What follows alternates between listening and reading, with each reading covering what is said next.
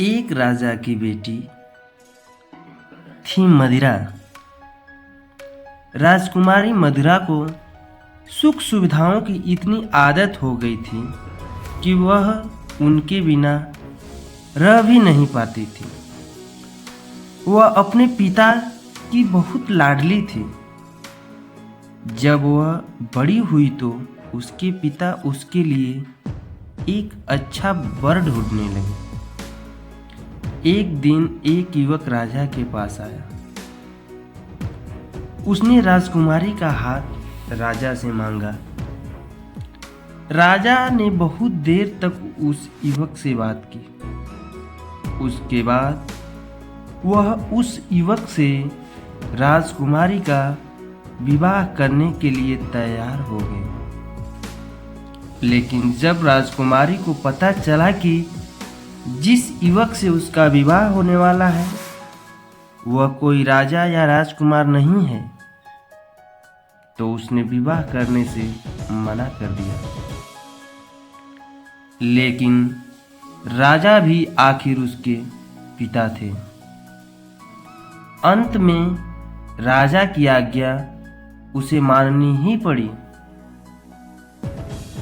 विवाह के बाद दूल्हा और दुल्हन एक गाड़ी में बैठे और अपने घर में रहने चले गए। उनकी गाड़ी सुअरों के एक बाड़े के आगे रुकी। वहां एक झोपड़ी भी थी। युवक ने कहा, हमारा घर आ गया है, आओ अंदर चलें। राजकुमारी को यह देखकर बेहद आश्चर्य हुआ कि उसके पिता ने उसका विवाह एक सूअर पालने वाले से कैसे कर दिया। लेकिन वह अब कुछ भी नहीं कर सकती थी। उसके पति ने उससे कहा, अब यही तुम्हारा घर है, कल से तुम मेरे काम में मेरी मदद करना। राजकुमारी को यह सोचकर भी घिन आती थी कि उसके चारों ओर सूअर घूम रहे हैं, जबकि उसका पति आराम से वहां रह रहा था।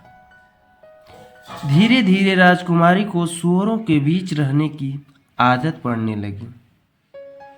वह अपने पति की मदद भी करने लगी। कुछ महीने बीत गए। अब तक राजकुमारी घर का सारा काम अपने आप करना सीख गई थी, बल्कि उसे यह सब करने में मजा आने लगा था। एक दिन अचानक उसका पति उससे बिना कुछ कहे कहीं चला गया। काफी देर तक वह वापस ही नहीं आया। फिर वहां एक बग्घी आई। देखने में यह किसी राजा की बग्घी लगती थी। बग्घी के कोचवान ने राजकुमारी मदिरा से कहा, आपको हमारे राजा साहब ने बुलाया है, आइए मेरे साथ चलिए। मदिरा अब कोई राजकुमारी नहीं बल्कि एक साधारण सूअर वाली थी। यह सोचकर डर रही थी कि राजा ने उसे क्यों बुलाया है। शायद मेरे पति से कोई गलती हो गई क्या।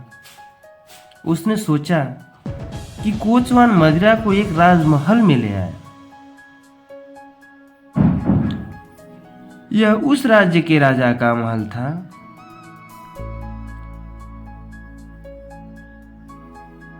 उसे राजा के सामने बुलाया गया। उसे समझ नहीं आ रहा था कि उससे क्या भूल हो गई है। उसने हिम्मत करके किसी तरह से राजा की ओर देखा और वह पूछने ही वाली थी कि उसे यहाँ क्यों बुलाया गया है। तभी उसे लगा कि उसने राजा को पहले भी कहीं देखा है। ध्यान से देखने पर उसे पता चला कि सामने राज सिंहासन पर और कोई नहीं है, उसका पति था। उसे इस तरह राजा के रूप में देखकर मदिरा को भी तुरंत पहचान नहीं पाना असमर्थ था। उसे सम्मान के साथ राजा के बराबर रखे हुए सिंहासन पर बैठाया गया। उसका पति वास्तव में वही राजा था। राजकुमारी मदिरा अब पहले जैसी जिद्दी और घमंडी नहीं थी, इसलिए वह अब रानी बनने की लायक भी हो गई थी। अब वह समझ गई थी कि कोई भी काम छोटा या गंदा नहीं होता।